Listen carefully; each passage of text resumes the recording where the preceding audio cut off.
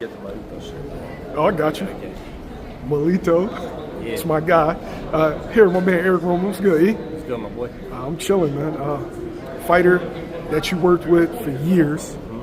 Who's actually walking behind us. Yes, sir. Edgar Berlanga. Yeah. Edgar Berlanga is going to be facing Saul Canelo Alvarez September 14th. How you feeling about that fight? I think it's a grand opportunity. I think it's a fight that he worked his entire life for. Once Canelo got to the 168-pound division, he knew, that's all he spoke about, saying that ever since he was young. And I think that he's about to be a multi-millionaire, and he made it, he made it. No matter what, he made it. And I think it's going to be an exciting fight. I think he has all the tools, he's been well-schooled. He lost himself a little bit, along the way, the changing of trainers and all that, but, that happens, you know what I'm saying? You're trying to perfect your skill set, sometimes you get lost in it, but I think that now he's back with Mark Ferret, and they mesh well. I think Mark is a great coach, and I think that Edgar's really going to come through and show a lot of people that they're wrong. Now, most people don't know, right? He was a boxer when you had him, pure boxer, right? So most people just see the 16 first-round knockouts and think that he's a puncher. No. So they think that that's how he's going to come out in this Canelo fight. Yeah. What other layers does he have that we don't know about? Well, and he knows we used to talk about this when he was younger. I would say he's a 5-tool fighter, right? So he has everything. He has footwork, he has power, he has speed, he has IQ, and he has heart. And I think that he hasn't really had to show all that because of that whole first-round knockout streak. All that happened. And, he kind of got lost in that shuffle of, let me get this knockout, sometimes you believe your own hype, Not saying that he's not a puncher, he is. But, you're not going to knock everybody out in the first round when the levels start increasing. And so he had to kind of go back and find himself a little bit. So now we're going to start being able to see him, especially now that he's in there with the best. He has to bring out everything. He has to show us everything that he has. So I think we're going to see a little bit more of his footwork. We definitely got to see more of his speed that he has, because I think that's going to be the difference maker between him and Canelo. Canelo's a little bit older, and the youthfulness and the hand speed is what's going to kind of mess with Canelo's head. Did the 16 first-round knockouts stun his growth as far as not getting as many rounds as other fighters was getting in his for his development? Yeah, absolutely. You have to think about it, right? Like those 16 first-round knockouts happened within a 5-year span, right? So you're telling me, and some of them happened quick. So you're telling me he probably boxed around 13, 14 rounds within 5 years?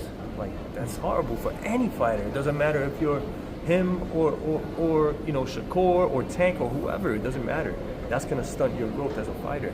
So it did hurt him a little bit, but it also gave him, star status. And so it kind of balances itself out now. And that's where he is. You know what I mean? Now he's able to show who he is, to the whole world. What kind of Edgar Berlanga are you expecting September 14th? I'm expecting the best version of him. I'm expecting him to come out and take it to Canelo. I think he has no choice. You can't really try to outbox him and run around in circles and all that, like how Charlo tried to do. I think he's big. He showed that he kind of has that size that Bivol has. Might be a little bit taller than Bivol. I'm not sure. He has, he's strong as shit. He could push Canelo back if he starts real early with a good jab. He has that Coach ER jab. He has the power to push him back. And I know he's been working on his legs a lot too. So he's gonna be able to push Canelo back. You know what I mean? And if he starts out trying to bully Canelo, we might see a whole different fight than everybody expects. This past Saturday, Terence Crawford defeated Israel Madrimov. The judges had it close. I had it a little bit wider. But what's your thoughts on that fight? I had it 10-2 for Bud. See, I had it 8-4. Yeah, I could. If I'm reaching, I'd give him 9-3. You know what I mean? I don't know what other people were seeing. Dudes just calling robbery. I'm like, yo, what the fuck was y'all watching? Yeah, they're bugging out. I think that Crawford is still number one pound for pound. For me, that was one of his best performances. He moved up to 154 I don't think people understand how hard that is to do from 135 at one point in his career to get to 154. You know, he showed his skill. He showed, you know, toughness. He could hang in there with those bigger guys. You know what I mean? Madrimov's a big dude. People don't realize he fought at 165 in the amateurs. You know, and he's basically fighting a super middleweight in there. So I just thought that Bud, you know, did his thing. He did what Bud does. You know, he didn't get the knockout. Cool, that's fine. He got good 12 rounds in. He needed it. It was a year layoff. That was a beautiful performance, man. A lot of people feel like he's starting to slow down. Is it the age that this was a competitive fight? Madrimov just better than what people thought? Or was it the year-long layoff? It was the layoff. That's all. All right, brother. It was the layoff. It was, you know, layoffs hurt everybody. You know, go down the, you know, the list of people that have, look at Andy Ruiz, you know, 2 years off, you know, started out, you know, strong with Big Baby and couldn't hang. You know, those layoffs kill everybody. Inactivity is the fighter's worst nightmare.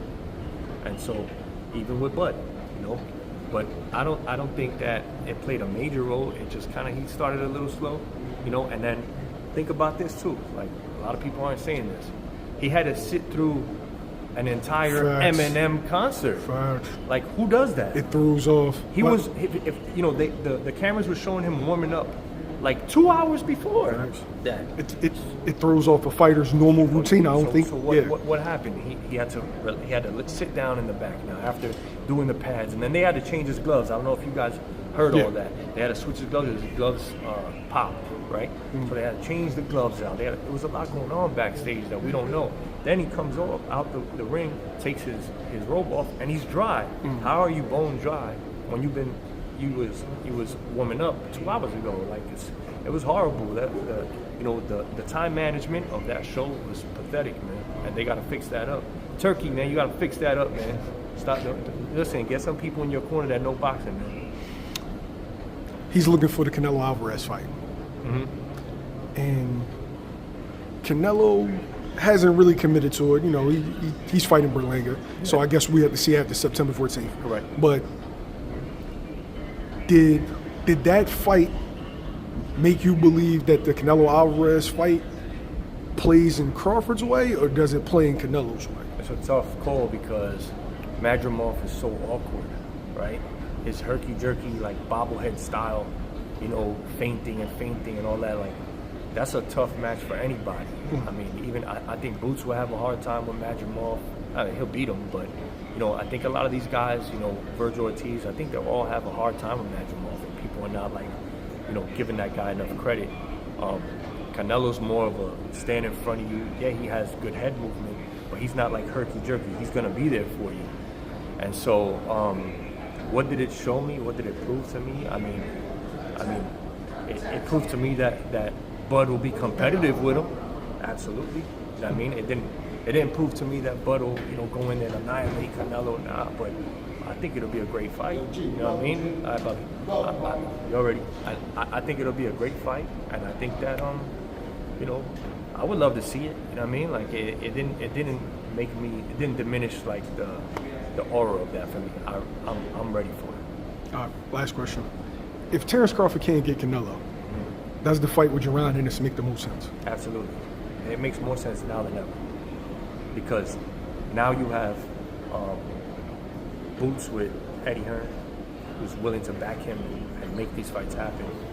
You got Bud with Turkey Al-Sheikh, who's willing to make these fights happen and works well with Eddie Hearn. You have Boots, who really doesn't have many opponents to deal with him at 147. Like, I think he will annihilate everybody else that's there. So it doesn't really make sense. And if you're Boots right now, the fight that will make you a superstar is Bud, right? The fight that will make you a multimillionaire is Bud. Now, going on Bud's side, you know, they say, oh, well, you know, Boots is high risk, low reward, right? But now, if Turkey's involved, it's not like that. Because Turkey's gonna pay Bud regardless. He's gonna get him paid. Look at what just happened. You know what I mean? You can't say that Madrimov is a bigger name than Boots. Like, you know what I'm saying? Like that. why wouldn't you want to? I think the whole world is ready to see Bud versus Boots. And, you know, I heard Bomac, my guy Bomac, shout out Bomac, but I heard him say the other day, like, you know, Boots ain't ready. I got to disagree, man. Like, you know he's ready. You know it. And maybe it is they think that he's not going to get paid as much as he would. And they are going after the cash cow and Canelo and all that. But if the Canelo fight is not there, there's really no other fight. I mean, they's talking about Virgil Ortiz is ready for Bud next. Oh, it might be Ortiz next. How is Ortiz more ready than Boots? Right? Ortiz don't got a title. I mean, he's fighting for something now, but Boots is a champion already. Right? Virgil's never even fought for a world title. He's never fought for a world title. So how can Virgil Ortiz, they throwing his name in the mix? You know what? Let's make a tournament. Ortiz, you know, Fundora, Bud and Boots. And let's mix and match and make them all fight each other. Sure, I like it. All right? I like it. I like it. What kind of Boots are you expecting at 154 pounds? We've seen him at 47. We know he's a big kid. Even better Boots. So, like, I kind of, like, think about it like a guy like Tommy Hearns or Felix Trinidad, right, where at welterweight, you know, they were world beaters, they were phenomenal. But then when they got to 54, they were able to eat a little more, bulk up a little more, be more natural in their weight, and you got to see the best of them. I think Boots is exactly like that. Like, you know, he kills himself a little bit to make 47. At 54, he'll be more comfortable. He'll be able to do the things that he does in the gym when we're watching him spar, and he looks phenomenal, right? You know, we've seen him knock out heavyweights, cruiserweights, all that kind of stuff. Man, I think that Boots at 154 is probably going to be maybe one of the pound-for-pound best, if not the best. When was that fight day? Bud and Boots. All right, man, this is over. Now, 50-50, man.